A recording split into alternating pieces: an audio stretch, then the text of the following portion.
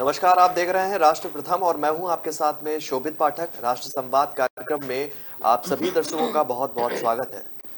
आज हम बात करेंगे अभी तक की सबसे बड़ी खबर भी कह सकते हैं और इसी पर मुखरता से बात करेंगे और संवाद के जरिए जो है पूरे इस खबर से जुड़े हुए पहलुओं को भी समझेंगे। और वो खबर ये है कि राष्ट्रीय जांच एजेंसी यानी कि एनआईए का जो है पूरे देश में एक बड़ा रेड का कार्यक्रम चल रहा है और इसके तहत 12 राज्यों में रेड चल रही है और करीब 100 लोगों से ज्यादा लोगों को अभी तक गिरफ्तार किया जा चुका है एनआईए के द्वारा। ये बड़ी खबर है और इसी मुद्दे पर सीधे चलते हैं हम अपने नेशनल एडिटर मयूर जानी जी के पास में। सर, जिस तरीके से एनआईए का रेड चल रहा है 12 राज्यों में और अभी तक की सबसे बड़ी रेड की बात कही जा रही जी है बिल्कुल। इसको लेकर, और करीब 100 लोगों को गिरफ्तार करने की बात भी निकलकर सामने आ रही है, जी क्या कुछ कहना चाहेंगे?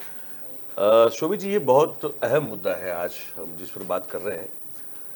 देखिए, इसको एक तो कहा गया है ऑपरेशन मिडनाइट। जी ये जो पूरा ऑपरेशन चला है, जो राष्ट्रीय जांच एजेंसी और ईडी भी इसमें जुड़ी हुई है, जी तो दोनों ने मिलके ये ऑपरेशन को किया हुआ है और इसका नाम दिया है ऑपरेशन मिडनाइट। जो अभी अभी भी जो हमको पता चल रहा है कि अब वो समाप्त हो चुका है, अच्छा। अब वो खत्म हो चुका है। अभी अभी ये सूचना प्राप्त हुई है। तो ये कल से शुरू हो गया था, जी ठीक है। और अब ये हम दर्शकों को बताना चाहते हैं आपको कि ये पीएफआई है क्या बेसिकली, जी और उसकी बात भी करेंगे। समझने की जरूरत है बहुत ही ज्यादा। उसका फुल फॉर्म जो है वो है पॉपुलर फ्रंट ऑफ इंडिया, जी ठीक है।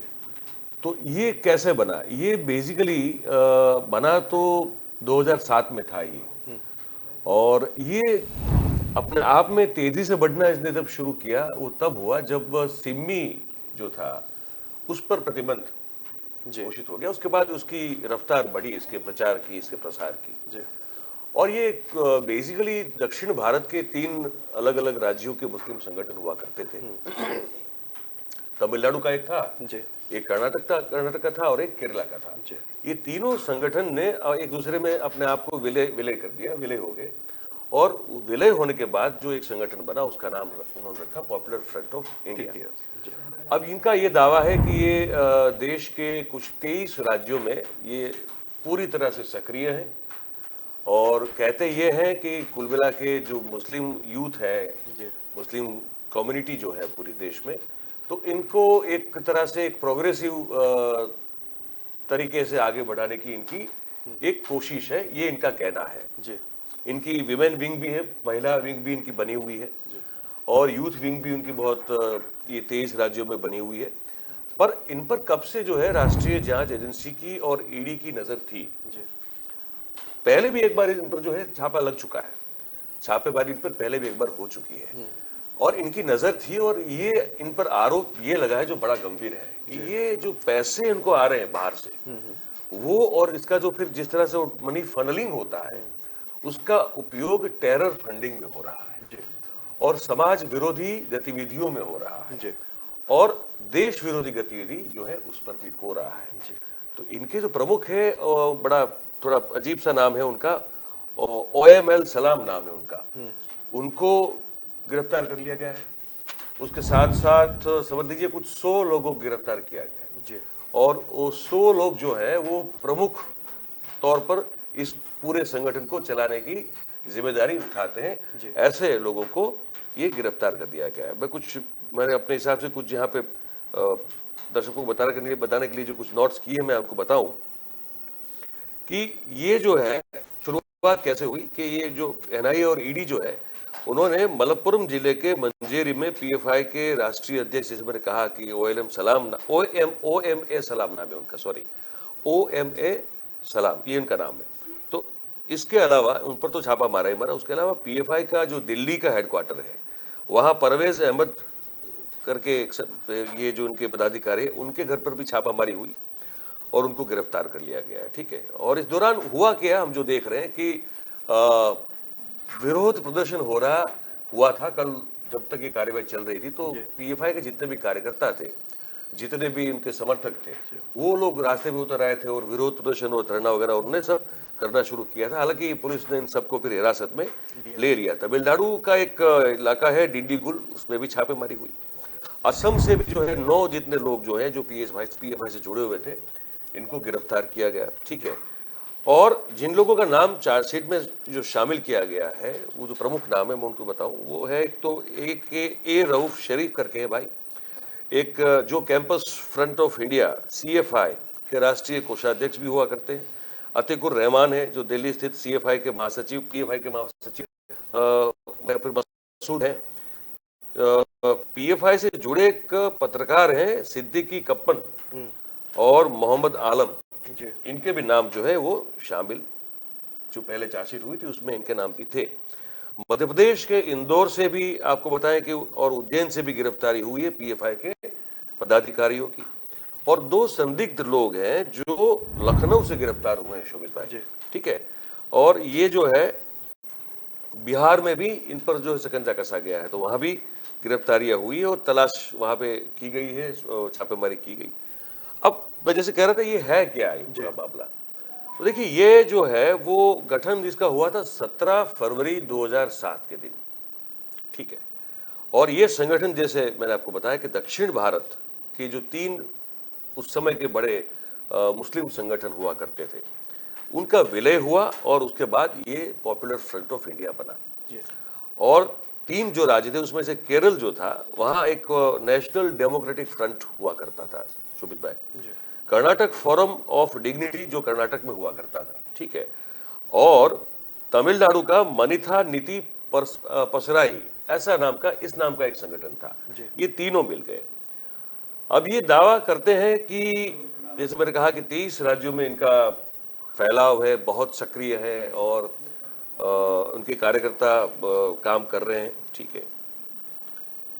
अब कर्नाटक, केरल जैसे दक्षिण भारतीय राज्यों में तो संगठन पहले से वो जो 3 थे उनका विलय हो गया, लेकिन जिस तरह से, जिस तेजी से शोभित भाई जो देश में फैला, उत्तरी भारत में भी जो फैला, आप देखिए यूपी में जो है उनकी शाखा, दिल्ली में जो है, बिहार में, असम तक वो फैली हुई है पूरी, और राजस्थान में है, महाराष्ट्र में है, आपको बता दें, ठीक है। तो वहां ये लोग, उनका कहना क्या है कि हम लोग क्या करते हैं, वो कहते हैं कि महिलाओं के लिए भी बहुत प्रोग्रेसिव विचारधारा के साथ काम किया जाता है, जिसको नेशनल विमेन फ्रंट कहा जाता है। फिर विद्यार्थी जो है उनके लिए कैंपस फ्रंट ऑफ इंडिया, जो CPI कहा था, जो PFI का ही एक हिस्सा है, वो संगठन है। और हो क्या रहा था इतने सालों में, आपको बताया, जो वोट की जो पोलराइजेशन की राजनीति होती है शोभित जी, उस राजनीति में ये लगातार NIA की नजर थी कि जो छोटी छोटी पार्टियां या कुछ हद तक मध्यम स्तर की पार्टी जो थी, वो मुस्लिम वोट पाने के लिए इनका उपयोग करती थी। मतलब पैसा का लेन देन भी होता था, पैसा बाहर से भी आता था। और इनकी सोच और इनके पास जो मटेरियल जब भी ये नजर रखते थे और उनको जो मिलता रहा था, वो ये था कि इनको इसलिए वो नजर में थी क्योंकि बहुत सारे चीजें उस तरफ इशारा करती थी कि ये लोग बहुत कुछ गुप्त रूप से देश विरोधी कृत्य कर रहे हैं, या तो ऐसे कार्य में लगे हुए हैं। समाज विरोधी इसलिए क्योंकि हम एक देश में रहते हैं, मुस्लिम आबादी जो है वो 18 से 19% के बीच में हमारे देश में है, बिल्कुल, जो माइनॉरिटीज में सबसे बड़ी है, ठीक है। और हिंदुओं के बीच में कहीं ना कहीं फूट डालने का काम, या तो आप समझ लीजिए कि ऐसा कुछ काम हो जिसमें मुसलमानों को भी बहकाया जाए और ऐसे कुछ काम करवाया जाए जो सामाजिक एक हमारा जो एक सद्भाव या एक जो सौहार्द बना रहना चाहिए, उसमें कहीं दखल अंदाजी हो जाए। तो इस तरह की बात जो है वो NIA को उनकी भनक थी। और इसको लेकर इस टेरर फंडिंग का मुद्दा, सामाजिक जो गतिविधियां थी जो समाज के विरोध में थी, उसको लेकर जो भनक थी, और कुछ उनके पास कुछ प्रूफ भी थे, और फिर टेरर फंडिंग, और इन सब चीजों को लेकर फिर सोचा गया कि एक साथ छापेमारी की जाएगी। और उस छापेमारी के चलते अभी 100 से ज्यादा लोग गिरफ्तार हैं। और लग रहा है कि अभी ऑपरेशन मिडनाइट अभी तो बता रहे हैं कि खत्म हो चुका है, पर मुझे लगता है कि शायद इसमें और आगे कार्रवाई हो सकती है, क्योंकि वो तार भी तो ढूंढने पड़ेंगे ना आपको। पैसा जहां से आ रहा है वो तो ईडी ढूंढ लेगी, फिर जहां से आ रहा है वहां भी कुछ करना पड़ेगा। और इनके ऐसे कुछ स्लीपर सेल भी होंगे जो शायद अभी तक सुषुप्त अवस्था में हो, सक्रिय ही ना हुए हो, तो हो सकता है इन गिरफ्तारियों के बाद फिर वो सक्रिय हो। तो ये सब चीजें जो है वो हमारी जो राष्ट्रीय जांच एजेंसी और ये सब, तो ये देखेंगे इसको, और मुझे लगता है कि आगे इसमें और कार्यवाही की होगी। पर ये कहा जा सकता है शोभित भाई कि इस तरह के मामले में आतंक के खिलाफ या आतंकी गतिविधियों के खिलाफ ये कह सकते हैं अभी कि शायद देश में अगर कोई कार्रवाई हुई हो तो ये कहता है कि ये बिल्कुल कह सकते हैं कि ऑपरेशन मिडनाइट जो हुआ, खत्म हुआ, ये शायद सबसे बड़ी अब तक की देश के अंदर की आतंकी गतिविधियों के खिलाफ हुई कार्रवाई हम मान सकते हैं इसको। बिल्कुल जी जी। तो अब कह सकते हैं कि मिडनाइट ऑपरेशन खत्म हो चुका है और इसके बाद में कई लोगों की गिरफ्तारी हुई है। अब देखने वाली बात ये होगी कि इस गिरफ्तारी के बाद क्या क्या कनेक्शन निकलकर जो है सभी के सामने आते हैं। बढ़ते हैं दूसरे संवाद की तरफ और बात करेंगे हम मदरसों की, क्योंकि लगातार मदरसों का सर्वे उत्तर प्रदेश में शुरू हो चुका है। असम से शुरुआत हुई थी और असम के मुख्यमंत्री हेमंत बिस्वा शर्मा ने इसकी पहल की थी और इसके बाद अब उत्तर प्रदेश में भी जो है मदरसों का सर्वे किया जा रहा है। हालांकि इस सर्वे को लेकर राजनीति भी बहुत गर्म हुई है। राजनीतिक दलों के द्वारा कुछ आरोप भी लगाए गए थे सत्तारूढ़ पार्टी के ऊपर, और इसी पे क्या कुछ प्रगति हुई है, इसी मुद्दे पर सीधे चलेंगे अपने नेशनल एडिटर मयूर जानी जी के पास में। सर, जिस तरीके से मदरसों को लेकर जो इस समय उत्तर प्रदेश में सर्वे चालू है, उसको लेकर भी कई तरह की जो है अटकलें निकलकर सामने आ रही है, क्या कुछ कहना चाहेंगे इसमें? देखिए, मुझे लगता है ये एक पाथ ब्रेकिंग डिसीजन लिया है उत्तर प्रदेश सरकार ने, क्योंकि आमतौर पर ये बड़ा संवेदनशील मुद्दा बन जाता है तो सरकारें जो है वो इसको छूने से डरती हैं। जी अब ये मुस्लिम वक्फ बोर्ड है। जी वक्फ बोर्ड जो है वो जितनी भी मुस्लिम धर्म से अनुषंगिक जी जितनी भी प्रॉपर्टीज हैं उस सब की एडमिनिस्ट्रेशन करने का काम उनको है, उनके पास है और उनका अधिकार भी ये माना जाता है।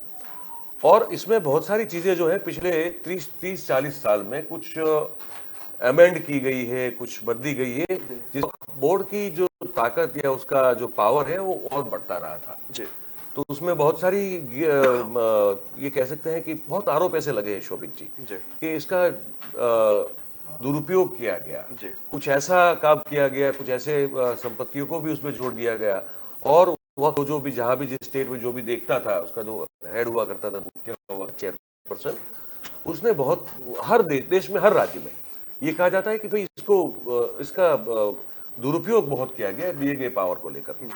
अब क्योंकि मुसलमानों की आस्था से जुड़ी हुई सब धार्मिक स्थल हैं, जितने आप समझ लीजिए मस्जिदें हो, मीनारें हो या पुराने कुछ इस्लामिक कल्चर की भी कुछ इमारतें हो, बहुत सारी चीजें आ जाती हैं। तो वो उनके साथ जो है संवेदनाओं के साथ जुड़ी हुई बातें हैं। बिल्कुल। तो अब तक की सरकारें जितनी भी रही वो इसको छूने से डरती थी कि ये बखेड़ा खड़ा ना हो जाए, कहीं फिर हम पर जो है वो ऐसा आरोप लग जाए कि हम तो मुस्लिम विरोधी लोग हैं। लेकिन इस सरकार ने जी ये बोल्ड डिसीजन लिया। अब एक आदेश जारी हुआ था, मैं आपको बताऊं 1989, ठीक है, तब कांग्रेस की सरकार उत्तर प्रदेश की थी और उस आदेश के बाद बदला नहीं गया, उसको चैलेंज नहीं किया गया। 1989 को वो आदेश जारी कांग्रेस का किया था, उस समय कांग्रेस, उसके बाद दिखी नहीं है, ठीक है, कि बंजर जमीन हो या उसर आदि भूमि जो हो ऐसी, उसका इस्तेमाल अगर वक्फ के रूप में किया जा रहा हो तो उसे वक्फी संपत्ति के रूप में ही दर्ज कर दिया जाएगा। ये आदेश था जी। अब इस आदेश को रद्द कर दिया गया, बोले ये खत्म करो, ये नहीं चाहिए, अब नए सिरे से सर्वे कर दिया जाए। ही अर्थ में वक्फ बोर्ड की जो अथॉरिटी जो डिसाइड हुई है उसके तहत सही अर्थ में कितनी संपत्ति, तो 5 समय दिया गया है वहां पे और 5 महीने में आपको फिर वो रिपोर्ट्स जाएगी सरकार को। उसके बाद फिर डिसाइड होगा कि भाई सही अर्थ में वक्फ बोर्ड की संपत्ति जो है वो उसमें कितनी सही है उनके पास और कितनी गलत रूप से उनके पास। ये एक बड़ी इंपॉर्टेंट चीज है। इसमें अगर आपको मुझे और जो सवाल पूछना चाहे तो हम कर सकते हैं। शुरुआत यूपी सरकार है, लेकिन उससे पहले अगर हम बात करेंगे तो असम में भी इसका बड़ा परिवर्तन जो है वो देखने को मिला था। और जिस तरीके से मुख्यमंत्री गद्दी पर बैठने के बाद हेमंत बिस्वा शर्मा का ये बोल्ड डिसीजन कह सकते हैं लिया गया, उन्होंने भी बहुत कठोर कार्रवाई की है मदरसों के ऊपर और लगातार वो बयान को लेकर भी सुर्खियां बटोरते रहेंगे। तो उनकी इस नीति को लेकर आप क्या कहेंगे? देखिए, हेमंत बिस्वा शर्मा जो है वो कुछ एक उस तरह के पॉलिटिशियन है जो शायद आज की जनरेशन है, मतलब शायद क्या आज ही की जनरेशन कह सकते हैं, क्योंकि इस जनरेशन के जो पॉलिटिशियन आते हैं वो अपनी इमेज को लेकर एक तरह से चिंतित होते हैं, लेकिन एक तरह से बिल्कुल नहीं होते हैं। बिल्कुल। मतलब उनको पलटते हुए कोई देर नहीं लगती। वो कांग्रेस में थे तब वो अलग उनका राग था, जैसे भारतीय जनता पार्टी में आ गए तो मतलब वो भाजपा की जो कट्टर सोच रखने वाले जो पुराने कार्यकर्ता या नेता होते हैं उससे दुगना तिगना कुछ कदम आ गया। कदम जो है आगे बढ़ा दिखा रहे हैं। वो उनका एग्रेशन और उनकी बात करने की शैली जो है, वो जिन जिन मुद्दों पर अपने वक्तव्य दे देते हैं, वो सब उतने जोश और जुनून के साथ तो वो भी नहीं करते जो पुराने कार्यकर्ता या भाजपा के नेता है। अब इसमें कहावत है, लेकिन अब वो कहेंगे तो फिर ये बड़ी आम कहावत है, पर अभी बोलेंगे तो कोई हो सकता है कि शायद कोई ऑफेंड हो जाए, तो उस कहावत को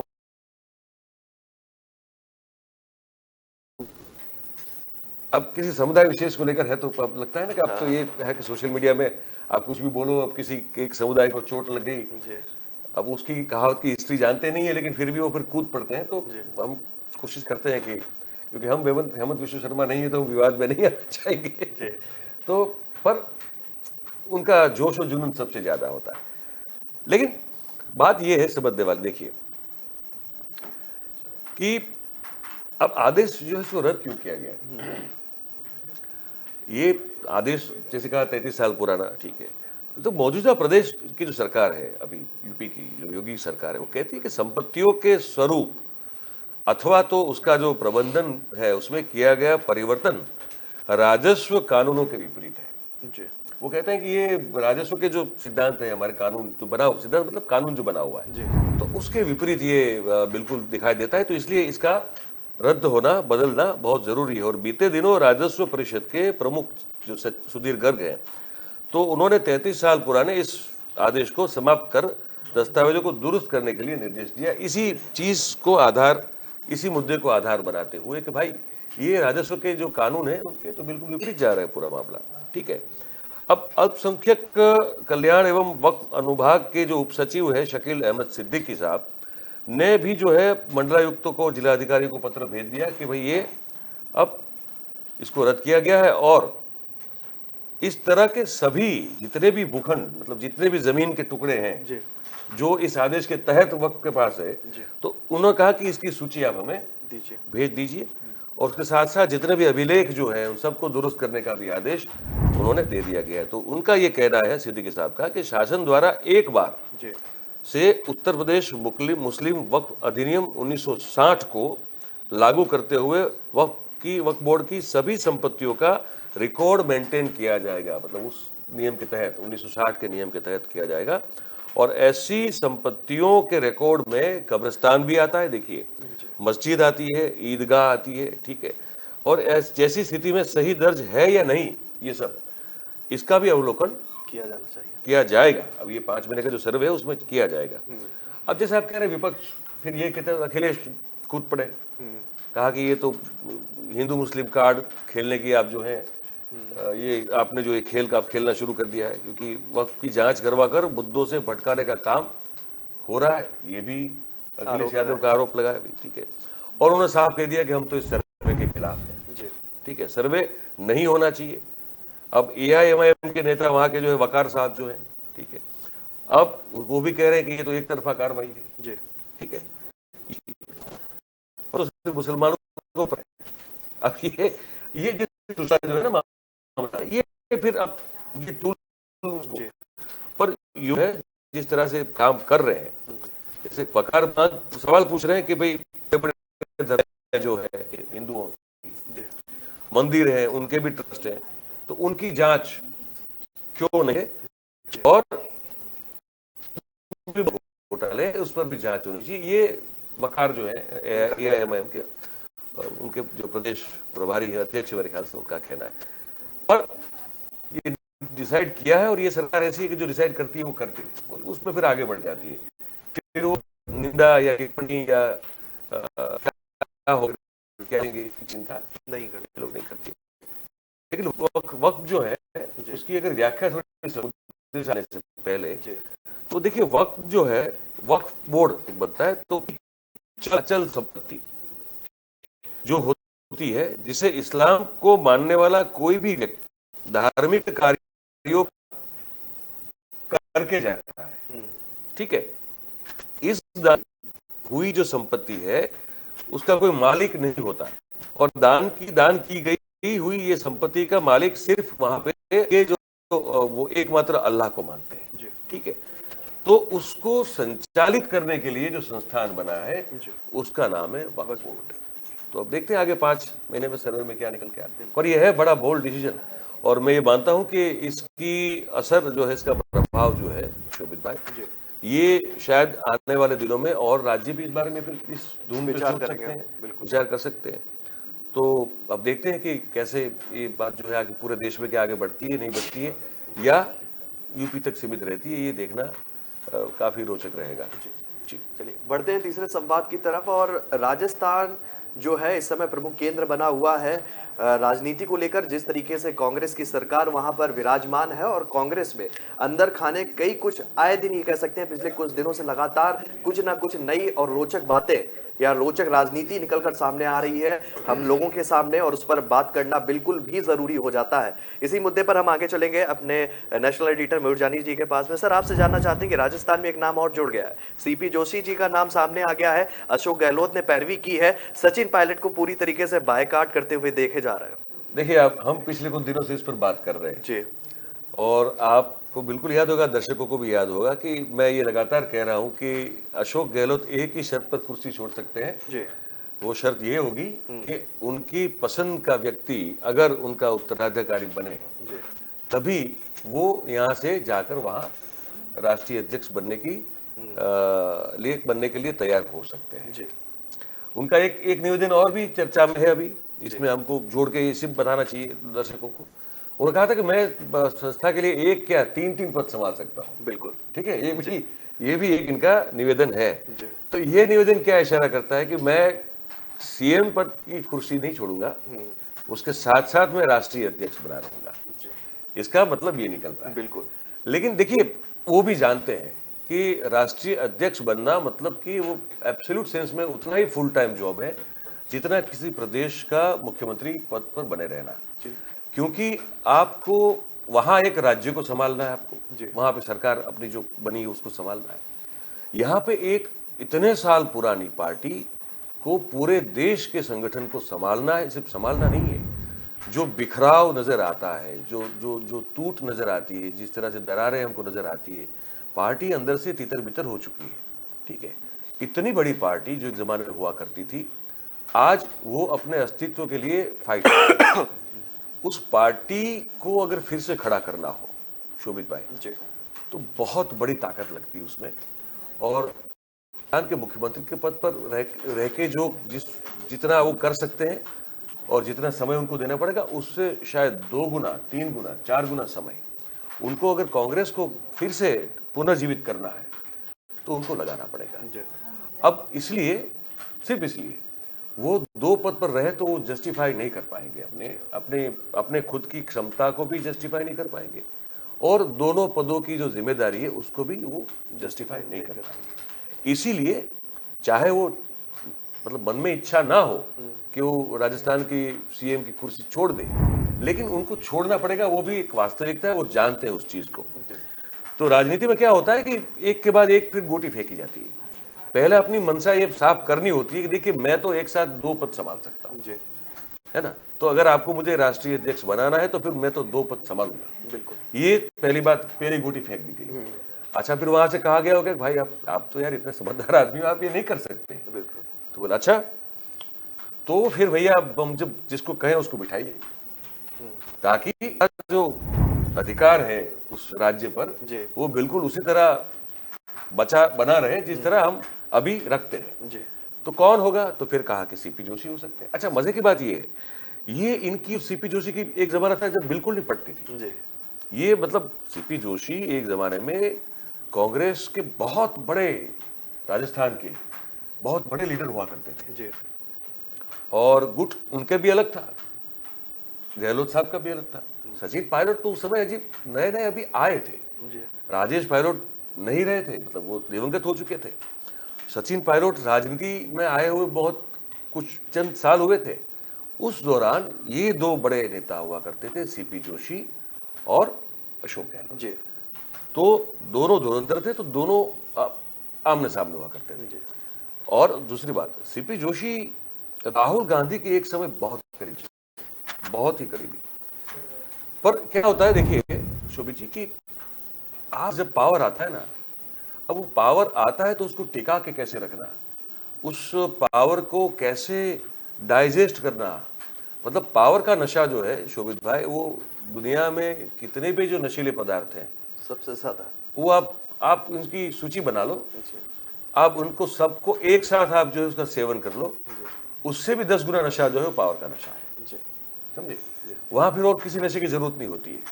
तो वो नशा अगर आपके सर पे चढ़ गया और आप बहक गए, जी तो वहां से फिर जो ऊपर से जो नीचे जो आप गिरते हैं, जी वो इतनी जोर से गिरते हैं कि संभलने का मौका कि दोबारा आप नहीं फिर मिलेगा। सालों तक संभल नहीं पाते। जी तो सीपी जोशी साहब के साथ कुछ इस तरह का वाकया हो गया, उसमें गलती उन्हीं की थी और किसी की नहीं थी।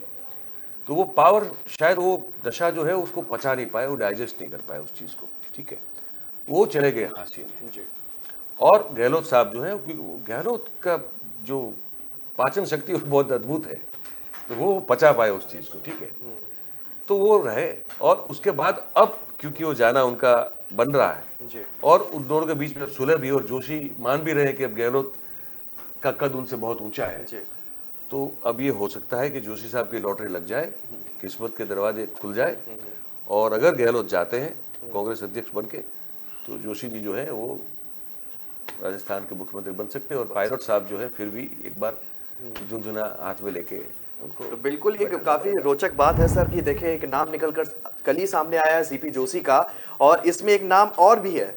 वो नाम क्या है दर्शकों को बताना चाहेंगे कि उसके लिए न्यूज रूम लाइव में आपको जुड़ना पड़ेगा, और उस पर भी हम विस्तार से बात करेंगे क्योंकि काफी रोचक होने वाला है ये राजनीतिक और राजस्थान को लेकर मुद्दा।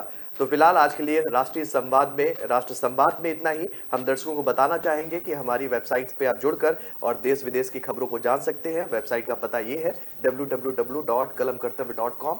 तो फिलहाल हमें दीजिए इजाजत, तब तक के लिए नमस्कार।